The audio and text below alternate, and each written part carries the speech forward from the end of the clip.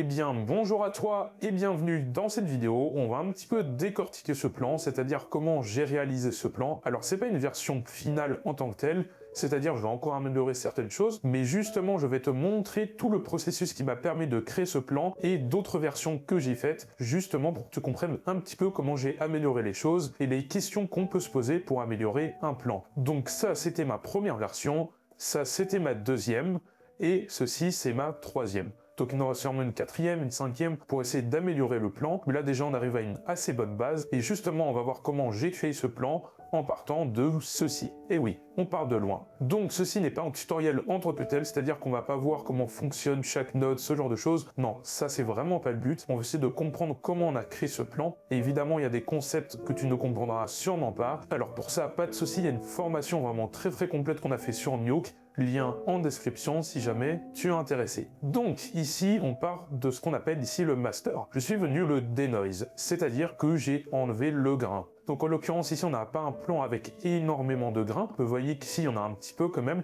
donc avec ou sans. Et pourquoi on enlève le grain? Et parce que ça va être beaucoup plus facile pour pouvoir extraire le fond bleu, faire le despill, ce genre de choses. Et ensuite à la fin on va rajouter le grain. Donc justement la première étape ça va être le despill. Le despill ça consiste à enlever les luminances de bleu. Parce que le fond bleu va provoquer des reflets donc sur le personnage. Donc ici on enlève les luminances de bleu. Et on est bon. Ensuite ici, d'un autre côté, je suis venu faire en parallèle ce qu'on appelle le keying. C'est-à-dire que je suis venu à travers différents procédés et différents keyers venir extraire le personnage du fond bleu. Donc on veut que le fond bleu soit complètement noir et que mon personnage soit complètement blanc. Donc j'ai rassemblé différents keyers afin d'aboutir au résultat que je désire. Et donc c'est ceci. À la fin on obtient donc ceci. C'est-à-dire ce qui est blanc va être conservé et ce qui est noir va donc être supprimé. Donc évidemment dans la couche rouge vert blanc on obtient ça. Bon, on se demande un petit peu ce que c'est pas terrible, mais on s'en fiche un petit peu, ce qui compte c'est ce qu'on a ici dans l'alpha. Alors justement l'alpha je vais revenir par la suite par-dessus encore l'améliorer, mais déjà on a une bonne base. Donc justement à ce niveau-là, à savoir mon plan qui était despill ici, je viens insérer mon alpha. Donc si je mets un nœud de copie pour venir insérer l'alpha que j'ai fait juste ici. Donc on récupère la couche noire et blanche. Donc on vient insérer mon alpha juste ici. Mais par exemple, juste pour te montrer, si je mets un nœud de primult, je viens donc multiplier mon alpha et on a ceci. C'est-à-dire que là c'est complètement transparent et on peut mettre un arrière-plan. Donc pareil pour les règles de primult, je vais pas forcément l'expliquer là. Il y a une formation, même d'autres vidéos qui l'expliquent très bien. Et ici je suis venu faire un processus de edging. C'est-à-dire que quand je vais incruster mon arrière-plan, on est susceptible sur les arêtes, ce qu'on appelle les edges, d'avoir des petits liserés. Donc ici je peux avoir un petit peu de vert, je peux avoir un petit peu de gris si ça déborde, hein. On est susceptible d'avoir des edges noirs, blanches ou pas de la même couleur. Donc ici, on va régler nos problèmes d'edge et on obtient ceci. Alors là, vous allez dire, bon, wow, c'est un petit peu bizarre en termes de couleur, mais en fait, ce qui compte, c'est ce qu'on a dans l'alpha. Et en fait, à ce niveau-là, je vais étendre de la couleur. Donc si on regarde ici, on obtient ça. Puis ici, j'enlève tout mon processus de edging. Vous voyez que c'est quand même bien différent. Donc vous voyez que ici j'avais un petit peu des liserés gris, ça c'est parce qu'on a du gris derrière à cause de mon despill, et c'est semi-transparent à ce niveau-là, donc on vient étendre un petit peu la couleur pour avoir ce genre de choses. Donc avant, on n'avait pas la même couleur de choses, ce qui est normal parce qu'il y a mon fond bleu qui est venu impacter, et maintenant on est quand même un petit peu mieux. Donc ça c'est tout le processus de edging, avec des edge extend, des push pixels, ça peut être plein de choses. Et ensuite je suis venu faire un petit peu de color correction sur mon personnage. Ça aussi j'étais libre de le faire, ce qui est rare, mais là j'avais carte blanche pour pouvoir modifier la plate. Ensuite ici je suis venu faire ce qu'on appelle un light wrap, c'est-à-dire que j'ai rajouté un contour lumineux sur mon personnage. Je m'explique.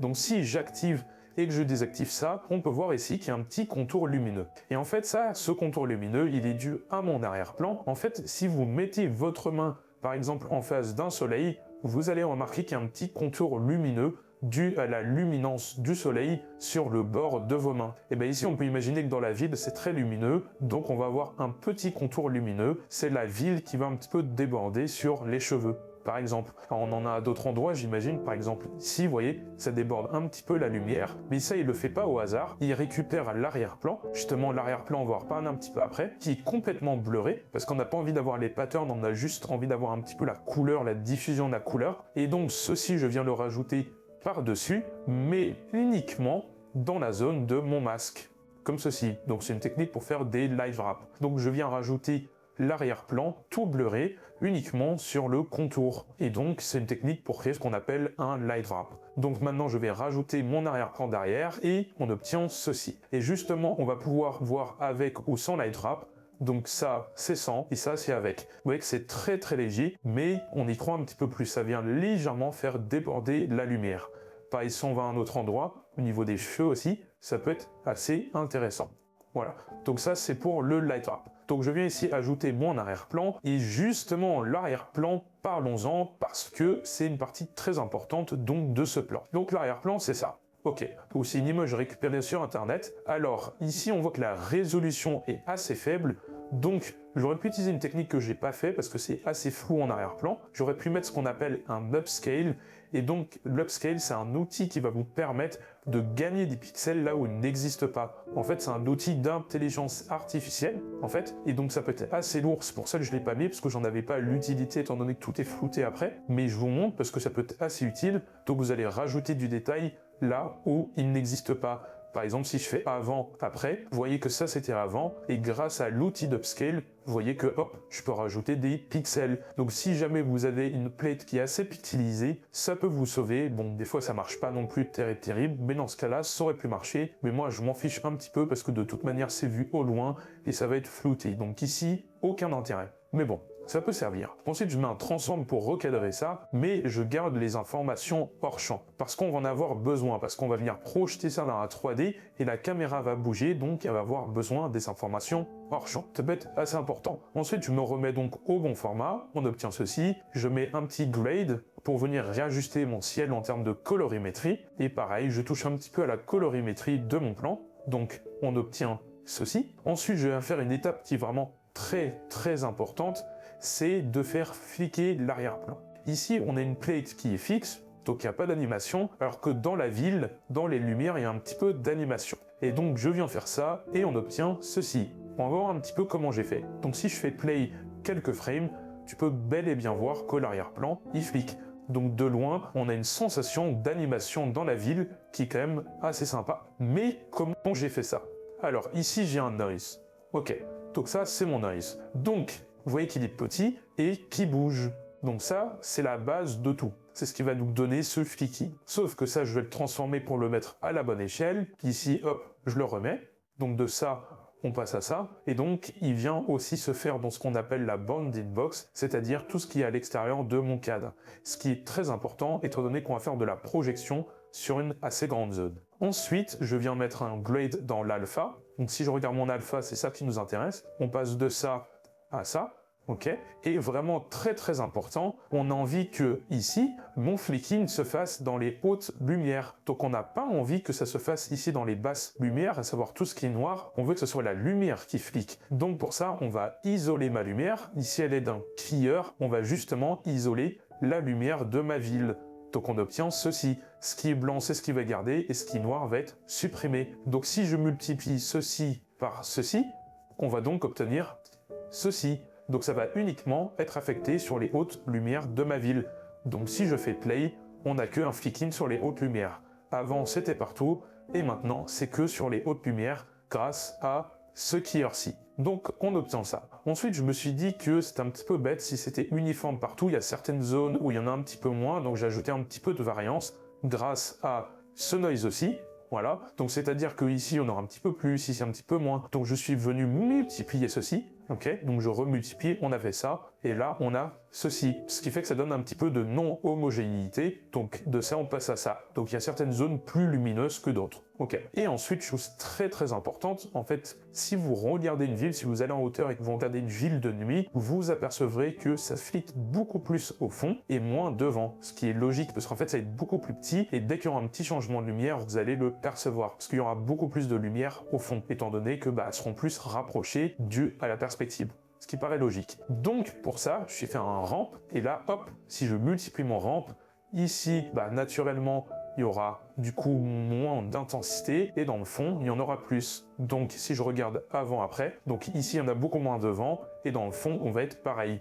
Donc on diminue ce qui est devant, et on garde ce qu'il y a dans le fond. Et comment j'ai fait ça?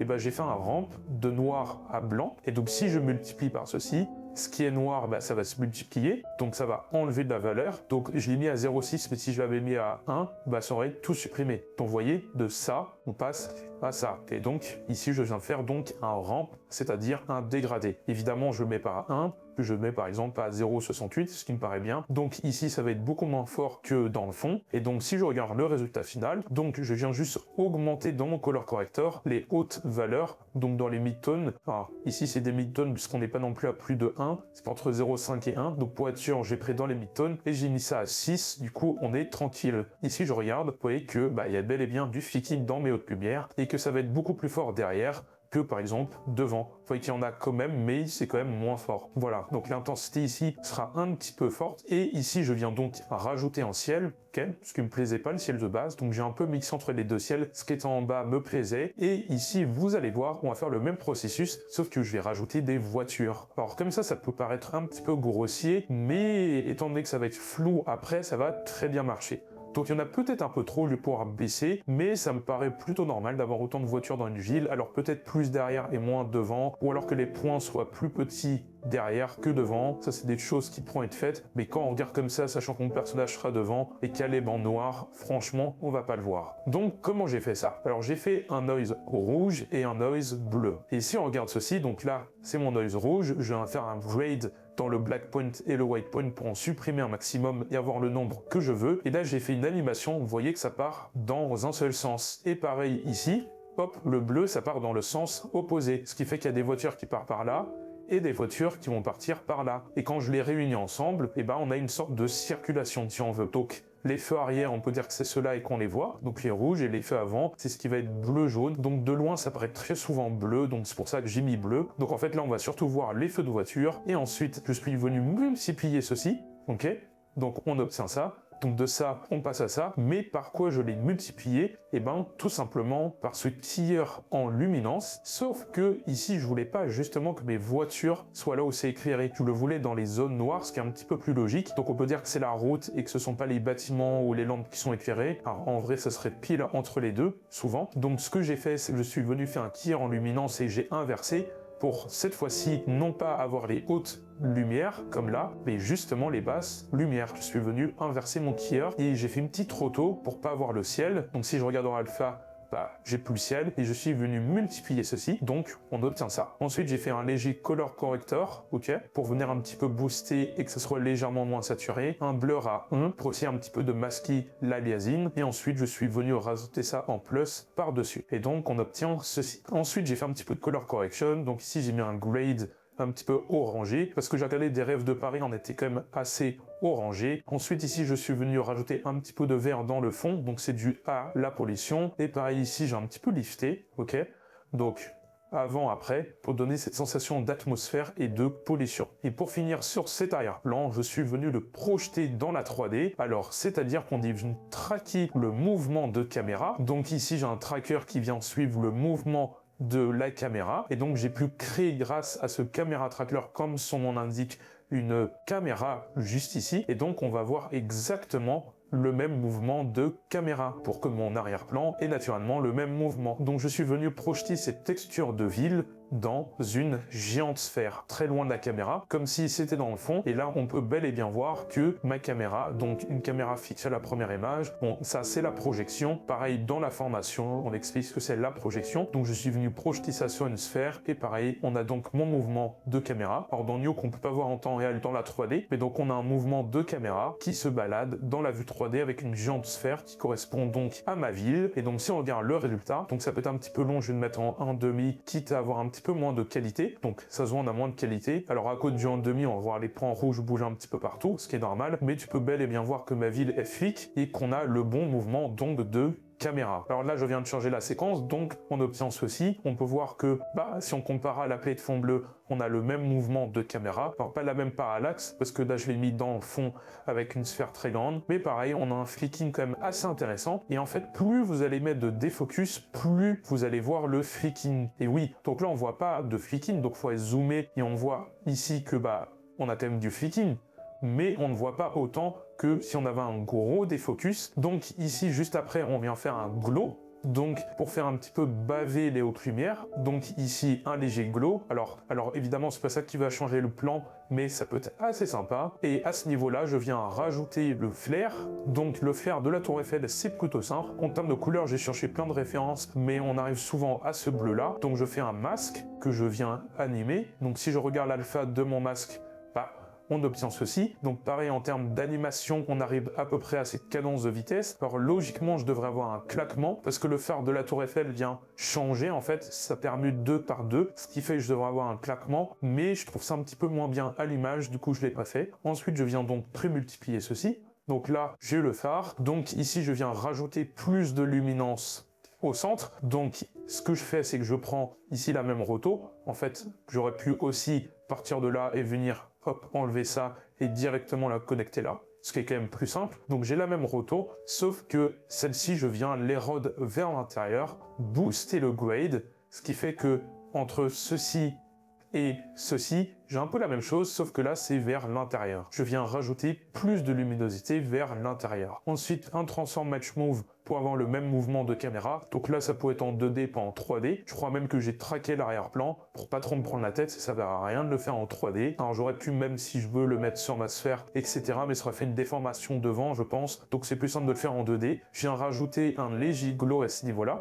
Donc si on regarde ici, ça fait un léger glow dans le ciel. Et enfin, je viens rajouter le phare. Donc sans le glow et avec mon petit glow. C'est quand même un petit peu plus sympa. Ensuite, tout ça, je viens le défocus. Et justement, c'est là qu'on va commencer à voir le flicking. Plus on va défocus, plus ça va faire des gros bokeh. Et du coup, dès que ça va changer un petit peu de lumière, tout de suite, ça va le souligner. Et donc, c'est là que ça va mettre en lumière, sans mauvais jeu de mots, notre flicking. Donc ici, si on regarde sur quelques frames, on peut bel et bien voir qu'on a quand même un flicking assez intéressant. Donc il est plus fort au fond que devant, comme on l'avait décidé avec notre rampe, et ça rend plutôt bien. Surtout que c'est pas ça qu'on va regarder, on va surtout regarder notre personnage. Donc avoir une petite animation comme ça dans le fond, ça rajoute vraiment quelque chose. Ensuite, on vient rajouter ceci. Alors là, vous allez me dire, mais pourquoi tu l'as pas fait au même moment? C'est-à-dire tu es venu projeter ceci au même endroit? Eh ben, parce qu'on a besoin de le mettre sur deux géométries différentes, étant donné qu'on va avoir de la parallaxe. C'est-à-dire que ça va pas bouger dans le fond comme ici,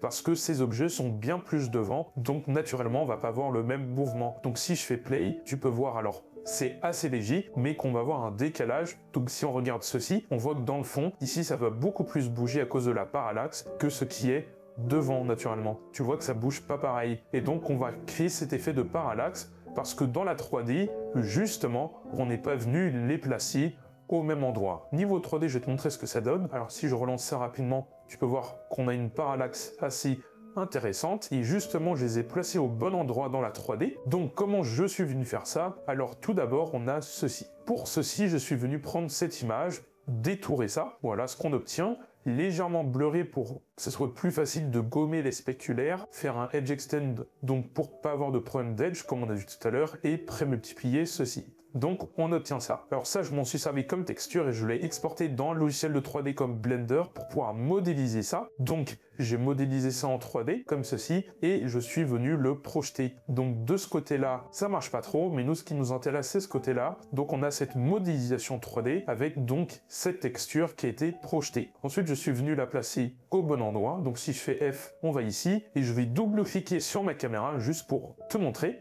Donc là, c'est ma caméra et on est quand même assez proche de ma caméra, contrairement ici à ma sphère qui est super loin. Donc en termes d'échelle, évidemment, qu'on va pas voir la même parallaxe parce que ma ville, elle est dans le fond et ceci, c'est devant. Alors là, c'est très lourd, mais j'ai fait pareil avec la grille. Donc voici la grille qui est un petit peu plus derrière. Alors pareil, j'ai fait très simplement sur Blender, pas besoin de se prendre la tête. J'aurais pu faire un rendu 3D, mais là, c'était plus simple de le faire comme ça, pour modifier les couleurs, ce genre de choses. Pareil, ici, je suis venu après coup faker un petit peu des spéculaires. Et le problème, c'est que quand je rends, la grille, ça va vite faire monter les temps de rendu. Et là, vous voyez que pour afficher ça, ça va quand même être très lourd. Pareil, ici, on a la même caméra. Vous voyez qu'il va chercher la même caméra. Donc on a le même mouvement de caméra, sauf que ceci et devant, et ça je l'ai fait pas sur la même scène 3D, donc on peut voir qu'on a deux scènes, parce que ici ça c'est extrêmement lourd, et je savais que d'un point de vue créatif, j'allais pas souvent y retoucher, contrairement ici au flicking de la ville, ce genre de choses, il y a l'étalonnage de la ville,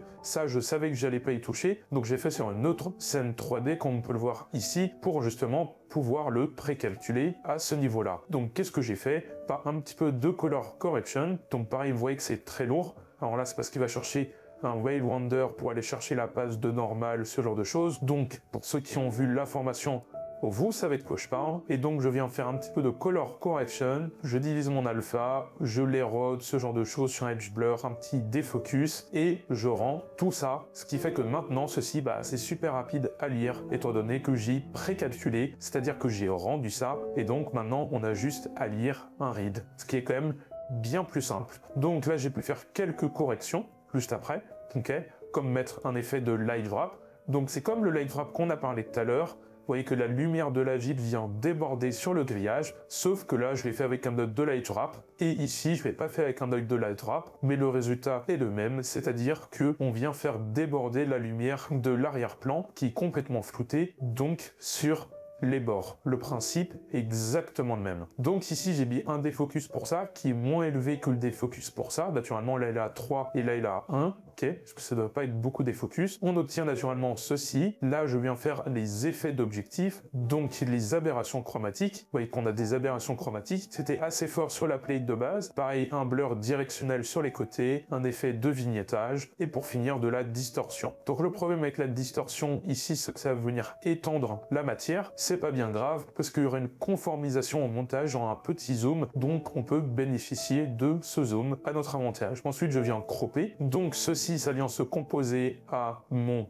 devant-plan comme ceci. Donc avant on avait ça, maintenant on a ça, avec tous les effets qui ont été faits sur mon arrière-plan juste avant. Et ensuite on a mis un chroma blur, donc pour ceux qui connaissent ça peut être assez pratique, c'est-à-dire qu'on va passer en YCBR, enfin c'est un color space spécial et qui est justement pratique pour ce genre de choses, ça envoie dans la formation. Et vous voyez que là, en termes de liseré, maintenant on est un petit peu mieux. Donc c'est une technique que j'utilise fréquemment. Pareil, c'est vu dans la formation. Pareil, ici je repasse en YCBCR pour venir faire un petit edge blur. Ok. Donc tu peux voir que les couleurs sont un peu bizarres, mais ensuite on rebascule en linéaire, donc ça pose pas de problème. Et pareil, là je viens faire un léger edge blur. Donc là j'ai des edges un petit peu plus smooth, parce que je trouvais qu'elles étaient quand même un petit peu dures, même si sur la plate de base, si on regarde, ils sont quand même assez durs. Donc je les ai un petit peu smoothés et on obtient ça. Et donc ensuite ici je suis venu rajouter le petit objet 3D. Voilà, donc pareil ça, je retoucherai sûrement, mais je veux quand même garder un petit peu cette couleur, parce que c'est la couleur de la perle dans Minecraft. Donc c'était un petit peu le but. Donc ici, j'ai un rendu 3D avec diffuse direct, indirect. Pareil, ça c'est des choses, bon je vais pas le répéter, mais ce genre de choses est vu dans l'information. Là j'ai mis spéculaire, ce qu'on appelle les glossy, et ce qui fait que j'ai pu gérer le seuil. Avant je trouvais qu'il y en avait trop, donc je suis venu les baisser, et je suis venu me mettre dans le bon espace colorimétrique, insérer mon alpha, faire un petit peu de color correction, justement, transformer un petit peu pour le décaler, et ici je suis venu isoler ma main pour qu'elle soit par-dessus. Donc j'ai fait tout ça sur une plate stabilisée pour que ce soit plus facile en termes d'animation. Pareil dans la 3D à animer pour que ce soit un petit peu plus facile. On obtient ça, donc là j'ai juste rajouté les ombres de contact. Ici je suis venu enlever donc la main, donc il n'y a plus de main, parce qu'on veut que ça passe derrière, et j'ai unstabilize, à savoir mis un match move pour venir remettre le bon mouvement, un petit défocus, et tout ça je suis venu le rajouter donc à mon plan. Donc pareil ici ça le mérite d'être un petit peu peaufiné. Ici je suis venu mettre un léger glow, donc léger c'est peut-être pas le mot, pour que ça soit un petit peu plus orangé, comme si on avait un spot de lumière assez orangé, on a souvent sur la tour Eiffel. Ensuite je suis venu cropper naturellement. Ici j'ai fait un motion blur, donc j'avais là ma mise sur la plate, ce qui est pratique, donc j'ai rajouté un flou de mouvement, ce qui donne un petit peu un effet d'altitude et de vertige que je trouve qu'on ressentait pas, alors qu'on est quand même en haut de la tour Eiffel. Donc rajouter un flou de mouvement, ici ça peut être quand même assez sympa. Donc c'est léger, c'est ce qu'on bouge pas beaucoup, mais juste avant, dans ces frames-ci, on a un mouvement assez conséquent. Du coup, c'est quand même plutôt cool. Ensuite, je suis venu rajouter le grain de base de la plate. Donc là, on a du grain. Avant, on n'avait pas de grain, ça faisait tout plat, tout bizarre. Et maintenant, c'est quand même un petit peu plus sympa. Pareil, sur mon plan, on est venu rajouter le grain de base grâce au Daze Grain. Alors ça, c'était à titre indicatif. J'ai rajouté des bandes noires. Donc ça, c'était juste pour visualiser. Mais à terme, je vais les enlever et les rajouter plutôt au montage. Parce que si jamais le jeu, ça soit plus grand on est bon. Et si je veux des plus petites bandes noires, et ben je suis un petit peu battu. Donc voilà, ici la lutte, pareil, ça sera 100, c'était pour avoir une visualisation, mais ce sera repris donc à l'étalonnage, et donc on a fini le plan. Et ça, c'est plutôt cool. Donc en résultat, si on regarde, on obtient ceci. Alors maintenant, vous comprenez un petit peu plus le plan, on a un peu de fitting dans l'arrière-plan, ici on a un phare, ici on a de la projection, pareil pour la loupe et le grillage, ce genre de choses, et vous comprenez un petit peu comment c'était fait. Pareil, on n'a pas vu, mais quand j'appuie, il y a un petit truc rouge, donc ça sera sûrement à retravailler en termes de look, mais ça peut être assez sympa. Enfin, vous voyez un petit peu l'idée, le motion blur qui donne un petit peu cette sensation, alors il est trop élevé, mais si vous voulez, qui donne un petit peu cette sensation de vertige, donc je trouve ça quand même assez sympa. Et donc justement, on va comparer avec les précédentes versions. Donc ma première version, c'était celle-ci. Alors là, on peut voir que le grillage n'est pas droit, ici. Donc je l'ai rendu droit dans la version d'après. Pareil ici, on n'avait pas encore mis le phare ni l'objet 3D à ce niveau-là. C'était vraiment une première version. Voilà, c'est juste posé. Artistiquement, je trouvais ça pas non plus terrible, mais c'est posé, ça marche. Voilà. Bon, si on voit ça, ça ne choque pas. Mais il y avait quoi améliorer certaines choses quand même. Donc ça, c'était la première version, qui je trouve est vraiment une belle première version. Ensuite, la seconde version, qui est celle-ci. Donc là, on a rajouté du flow de mouvement, un petit peu d'atmosphère, même si je trouve qu'on était un peu trop lent sur l'atmosphère. Normal que le rendu il change, parce que j'avais dû pas tout re-rendre. Alors ici, maintenant, on a le phare. Alors le phare va trop vite. Et pareil, en termes d'arrière-plan, le flicking, ce genre de choses. Ici, on est beaucoup trop gros, donc ça se voit pas tellement, mais là, on est beaucoup trop gros. Le noise était un peu trop gros. Pareil que dans l'arrière-plan. Donc il y avait des choses à améliorer. Et donc voici ma troisième version, qui est celle qu'on a pu voir dans la vidéo. Donc l'arrière-plan est beaucoup plus chaud. Au niveau du fer, ça va beaucoup moins vite. Là, on était déjà rendu là. Vous voyez?